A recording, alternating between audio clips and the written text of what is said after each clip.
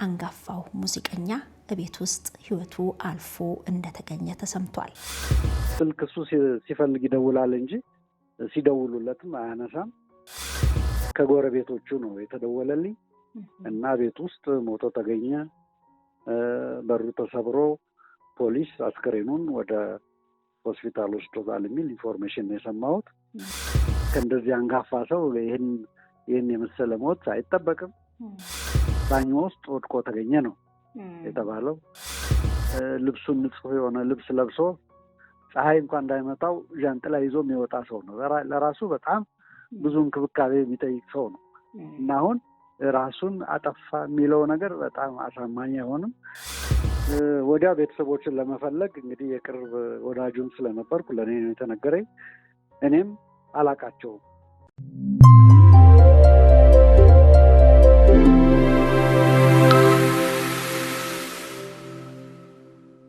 እጅግ አሳዛኝ ነው። አንጋፋው ሙዚቀኛ እቤት ውስጥ ህይወቱ አልፎ እንደተገኘ ተሰምቷል። ጎረቤቶቹ ድምፁ ሲጠፋባቸው ደጋግመው እንዳንኳኩና በኋላም ላይ ለፖሊስ ሪፖርት አድርገው በሩ ተሰብሮ ሲገባ በመጸዳጃ ቤት ውስጥ ህይወቱ አልፎ እንደተገኘ ተሰምቷል።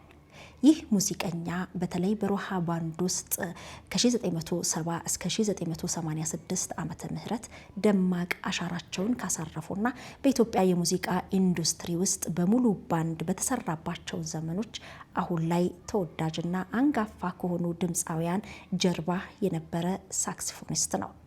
ይህ ሙዚቀኛ ባለቤቱም ይሁን ልጆቹ በዙሪያው አልነበሩም። ህልፈቱ እንደተሰማ ቤተሰቦቹን የማፈላለግ ስራም እንደተከናወነ ተሰምቷል። እንግዲህ ልጁም መኖሯንና እንዲሁም ደግሞ ቤተሰቦችም እንደሰሙ ሙዚቀኛ ዳዊት ይፍሩ ተናግሯል። ስለዚህ ሙዚቀኛና አጠቃላይ በመጨረሻ አካባቢ ህይወቱ ምን ይመስል ነበር የሚለውን መረጃ ለመጠየቅ ወደ ጋሽ ዳዊት ጋር ደውለናል።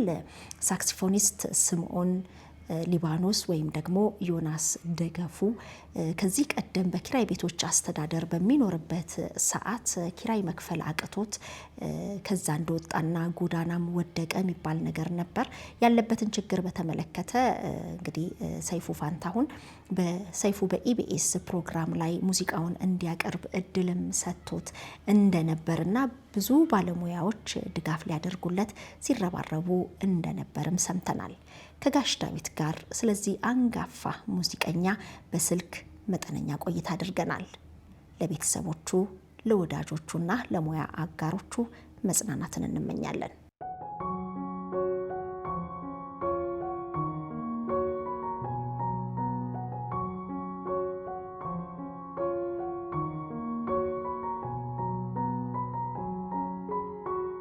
ጤና ይስጥልን ጋሽ ዳዊት፣ እንዴት አረፈድክ? እግዚአብሔር ይመስገን አለሁ።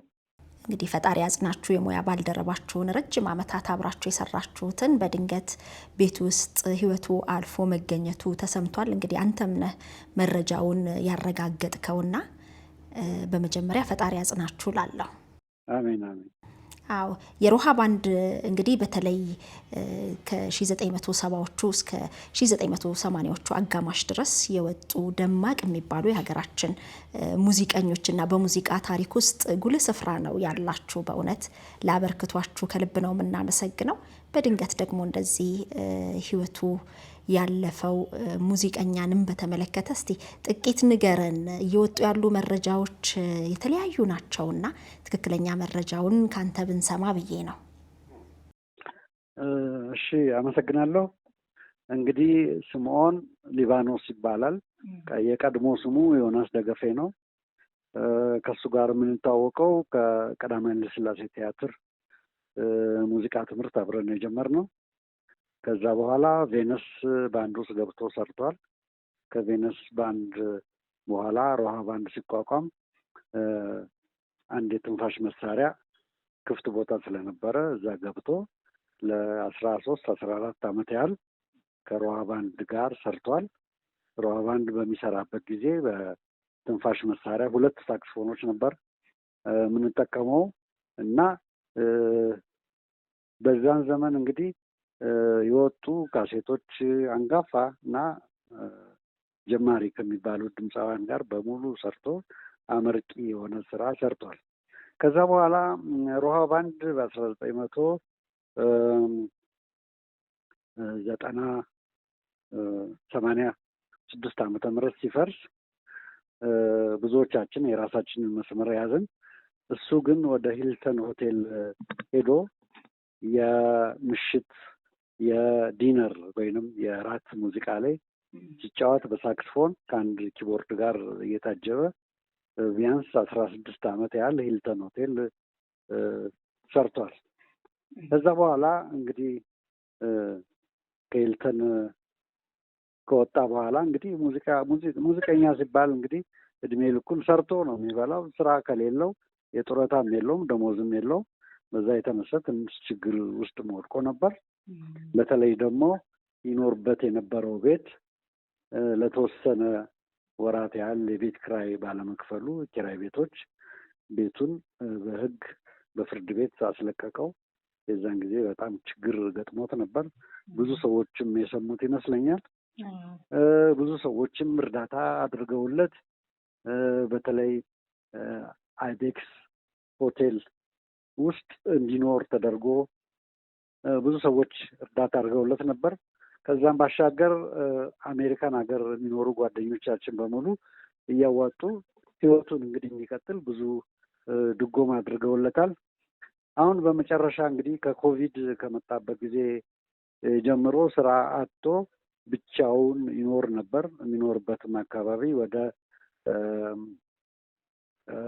ህንድ ኤምባሲ አካባቢ ቤሌር ሆቴል አካባቢ ይኖር ነበር። እዛ ሲኖር ከብዙ ሰው ጋር አይገናኝም። ብቸኛ ነበር እና እርዳታም ለመስጠት ብዙ ሰዎች ሙከራ ቢያደርጉም እሱ የዚህ ተባባሪ አይደለም። በሰይፉ በኢቢኤስ በሚለው ፕሮግራም ላይ በነበረው ባንድ ውስጥ ገብቶ እንዲሰራ እድል ሰጥቶት ነበር። እዛ ሰርቷል። እንግዲህ የተወሰነው ወራት ሰርቶ ከዛ በኋላ ወይ በራሱ ምክንያት ወይንም እነሱ አስወጥቶ እንደሆነ አላውቅም። ከዛ በኋላ ግን ስራ ፈቶ ሆኖ ረዥም ጊዜ ይኖር ነበር እና ከቅርብ ጓደኞቹ ጋር እንኳን የመገናኘቱ እንትን የለውም፣ ፍላጎትም የለውም። ስልክ እሱ ሲፈልግ ይደውላል እንጂ ሲደውሉለትም አያነሳም። እና አሁን በመጨረሻ ትላንትና እንግዲህ ሚያዝያ 5 ቀን ከጎረቤቶቹ ነው የተደወለልኝ እና ቤት ውስጥ ሞቶ ተገኘ፣ በሩ ተሰብሮ ፖሊስ አስከሬኑን ወደ ሆስፒታል ወስዶታል የሚል ኢንፎርሜሽን ነው የሰማሁት። በዚህን ጊዜ እንግዲህ አጠገቡ እንግዲህ ምንም ሚስትም ልጅም ምንም የለውም። ጎረቤቶቹም ጋር የነበረው ግንኙነት በጣም የላላ ይመስለኛል እና ወዲያ ቤተሰቦችን ለመፈለግ እንግዲህ የቅርብ ወዳጁን ስለነበርኩ ለእኔ ነው የተነገረኝ። እኔም አላቃቸውም። ሚስት እንዳለው ልጅ እንዳለው አውቃለሁ፣ ግን የት እንዳሉ ስለማላቅ እንግዲህ በሸገር ሬዲዮ ጣቢያ ይህንን ኢንፎርሜሽን ሰጥቼ እንዲፈለጉ እና አንዳንድ ወዳጆችም በፌስቡክ ለጥፈውት እንዲፈለጉ ሙከራ አደረጉ እና ትላንት ማታ አንዱ ዘመዱ ከስንዳፋ ነኝ አለ ደውሎልኝ ነበር። ልጁም አለች፣ እኛም አለን፣ እህትም ወንድም አለን ብለው ነግረውኛል። ዛሬ ጠዋት እንግዲህ ተሰባስበው እንግዲህ ይህንን አንድ ውሳኔ ያደርጋሉ ብለን እየጠበቅን ነው። በተለይ እዚህ የሙያ አጋሮቹ በሙሉ በጣም ደንግጠናል እና ከእንደዚህ አንጋፋ ሰው ይህን የመሰለ ሞት አይጠበቅም። ግን ምንም ቢሆን ግን ቀብር መስራቱ እንኳን በአግባቡ እንዲሆን ለማመቻቸት የግድ ቤተሰቦቹ ውሳኔ ያስፈልጋል እና አሁን እሱን እየጠበቅን ነው። ስለዚህ ባለቤቱም ወይም ደግሞ ልጁም ተገኝተዋል ማለት ነው? ልጁ ተገኝታለች፣ ዛሬ ትሄዳለች ወደ ፖሊስ ጣቢያ ብለውኛል። ያጎቱ ልጅም በቃ ዘመዶቹ ተገኝተዋል። በዛም ሆነ በዚህ በህይወት እያሉ ቢገናኙ ትልቅ ነገር ነበር። ሞትን በዚህ ሁኔታ መስማትም እጅግ አሳዛኝ ነው። ለሀገር ትልቅ ውለታ የሰራ የሙዚቃ ባለሙያ ሆኖ እንግዲህ መጨረሻ ሰዓት ላይ በእንዲህ አይነት ሁኔታ ህይወቱ አልፎ መገኘቱ በጣም ነው የሚያሳዝነው። ተከራይቶ ነበር ወይስ እንዴት ነበር? ኪራይ ነው የሚኖርበት፣ ኪራይ ቤት ነው እና ብቻውን ነው የሚኖረው። ምግቡን እያበሰለ በቃ ይወጣል ይገባል ነው የሚሉት ጎረቤቶቹ። ከወዳጆቹም ርቆ ነበር ከእናንተም? አዎ፣ ስልክ አያነሳም። በቃ እኔ ራሴ ካገኘሁት ቢያንስ 4-5 ዓመት ይሆነኝ። ረጅም ጊዜ። ያኔ ከኪራይ ቤቶች አስተዳደር ኪራይ መክፈል አቅቶት ከወጣ በኋላ ከፍተኛ ርብርብ ስታደርጉ ነበር እሱን በተሻለ ሁኔታ እንዲኖር ለማቋቋም። በእርግጥ ጋሽ ዳዊት እንግዲህ ለእሱ ብቻ ሳይሆን ለሌሎች ድምፃውያን በተለያየ ሁኔታና ችግር ውስጥ ላሉ በፊት ለፊት ሳይሆን በውስጥ ብዙ ድጋፍ እንደምታደርግ አውቃለሁ። ከዚህ ቀደምም ያገኘኋቸው ሰዎች አሉና መጀመሪያ አክብሮቴን መግለጽ እፈልጋለሁ። ሌሎች የሙያ ወዳጆቻችሁን ባልደረቦቻችሁን በማስተባበር እንግዲህ በየወሩ ተቆራጭ የሚደረግላቸው አንጋፋ ሙዚቀኞች እንደነበሩ ማስታወሳለሁኝና እሱንም ድጋፍ እንዲያገኝ ከፍተኛ ርብርብ ስታደርጉ ነበር። ከቁም ነገር መጽሔት አዘጋጅ ከጋዜጠኛ ታምራት ኃይሉ ጋርም ሆናችሁ ብዙ ድጋፍ ስታደርጉ ነበርና እንደው ይሄም እንዳይዘነጋ ነው። ያው ህልፈቱ ከተሰማ በኋላ መቼም ቀብሩ ይደምቅለታል በሚል ትዝብቱንም አጋርቶ ነበር ታምራት ጋዜጠኛ ታምራት ኃይሉና እንግዲህ መቼም የአርቲስት ኑሮ ሳይሆን ቀብሩ ነው ብዙ ጊዜ የሚያምረው እና ይሄ በጣም አሳፋሪ ነው። አንድ ሰው ከሞተ በኋላ በአጀብ ተቀበረ በተቀበረ ምንም ልዩነት የለውም በእኔ እምነት። ግን በህይወት እያለ ስምዖንን ለመርዳት ብዙ ሰዎች ተባብረዋል። በሀገርም ውስጥም ሆነ በውጭም ሆነ ትብብር አድርገዋል። በእኔ በኩልም እንደዚሁ በየወሩ እርዳታ ሊደረግለት ሙከራ አድርጓል። ግን አለ አይደለም አንዳንድ ሰው ጥሩ ኑሮ ሲኖር የነበረ ሰው የሰው እጅ ላይ ሲወድቅ በጣም ደስ አይለውም፣ ሞራሉም እንትን ይነካል። ስለዚህ ይሄን በየወሩ እንኳን የሚላክለትን ገንዘብ በአግባቡ መጥቶ አይወስድም። በቃ ውስጡ በስጭት እንደነበረበት ነው የማስታውሰው። አግኝቶ ማጣት ከባድ ነው። አዎ አዎ። እና ሰው እጅ ላይ መውደቅን አይፈልግም። እና እንደውም ብዙ ጊዜ እኛ ጓደኞችን ለብትሞት እንኳን የምንደርስልህ እኛ ነን እና ከኛ እንዴት ትርቃለህ ብዬ በምለው ጊዜ አይ እኔ በሞትም የምወድቅበትን ነገር አዘጋጅቼ ነው የምሞተው ብሏል። እንግዲህ ምን አይነት ዝግጅት እንደሆነ ባላቅም እና የዚህን ያህል ራሱን ክብሩን ለመጠበቅ የሚጣጣር ሰው ነው። ያም ሆነ ይህ መጨረሻ አወዳደቁ በጣም የሚያሳዝን ነው። አንድ ሳምንትም ቢሆን አስታመነው ቢሞት ኖሮ ለእኛ ትልቅ ክብሩን ነበር እላለሁ።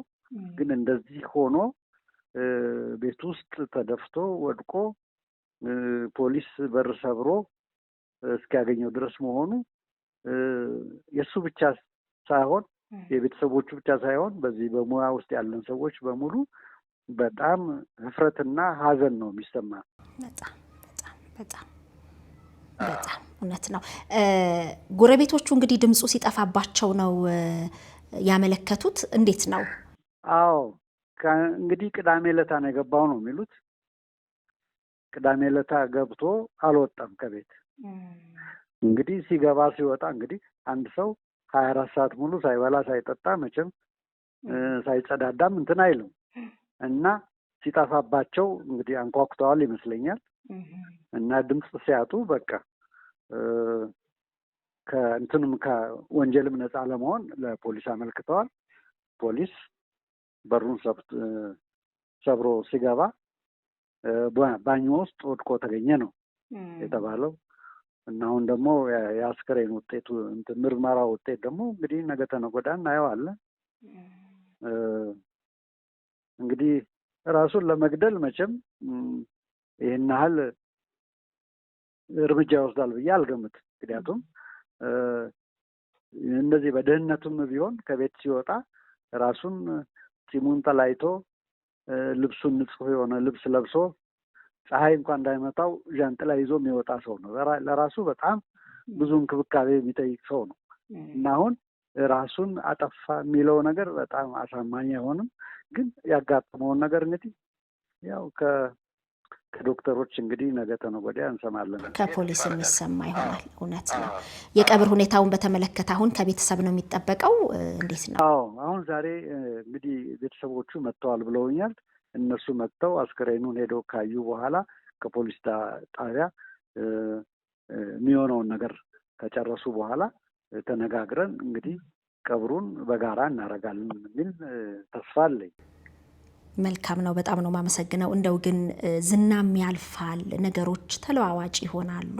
ከወዳጅነት ጋር የሰው ልጅ አብሮ እንግዲህ ከሰው ጋር ነው መኖር የሚችለው እና ማስተላለፍ የምትፈልገው መልእክት ካለ?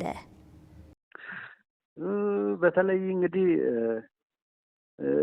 እድሜው እንደዚህ ገፋ ያለ ሰው ከቤተሰቦቹ፣ ከልጁ፣ ከጎረቤቶቹ ጋር በጣም ቅርብ ግንኙነት ማድረግ ተፈላጊ እንደሆነ እኔ ተምሬበታለሁ።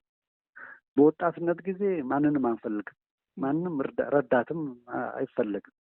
ግን አሁን እንደ ስምዖን አይነት ከ70 ዓመት እድሜው ያለፈ ሰው ከቤተሰቦቹ መራቅም የለበትም። የሚፈልገውን ነገር ውሃ እንኳን የሚያጠጣው ካጠገቡ ያስፈልጋል እና ብዙዎቻችን እንግዲህ ይህንን ነገር በራስ መተማመን ለተወሰነ ዓመት ጊዜ ይሆናል። ግን እድሜ እየገፋ በሚሄድበት ጊዜ ግን ከሰው ጋር አብሮ ተጋግዞ ተባብሮ ተደጋግፎ መኖር ያስፈልጋል እና ስምዖን ይህንን እድል ራሱ አባክኖታል ነው የምለው። ምክንያቱም ብዙ ወዳጆች አለን፣ ለሱ ማናንስ፣ እሱን ማኖር ምንችል፣ ስራም ቢሆን በአቅሙ መስጠት የምንችል ሰዎች እያለን ከኛ ርቆ ህይወቱን እንደዚህ ማጥፋቱ በጣም ያሳዝነናል እና ሌሎቹም እንግዲህ በዚህ ሙያ ውስጥ ያሉ ሰዎች ከስምዖን ተምረው አብሮ መኖርን፣ አብሮ መብራት፣ አብሮ መጠጣት፣ ሲቸግር መጠየቅ፣ የቸገረውን ሰው ደግሞ መርዳት በግድ አስፈላጊ ስለሆነ እዚህ ላይ ሁላችንም ከስምዖን ህልፈት ትምህርት መማር አለብን እላለሁ። በጣም አመሰግናለሁ። እንግዲህ ለወዳጆቹም ለቤተሰቦቹም መጽናናትን እንመኛለን።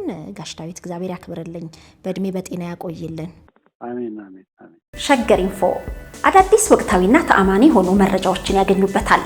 ሰብስክራይብ በማድረግ ቤተሰብ ይሁኑ። የምንለቃቸው ቪዲዮዎች ፈጥነው እንዲደርሱ የደውል ምልክቷን ይጫኑ። ውዴታውን ለመግለጽ ላይክ፣ ሀሳቡን ለማካፈል ኮሜንት፣ ለሌሎች ለማጋራት ደግሞ ሼር ያድርጉ። አብራችሁን ስለምትሆኑ ከልብ እናመሰግናለን። ሸገር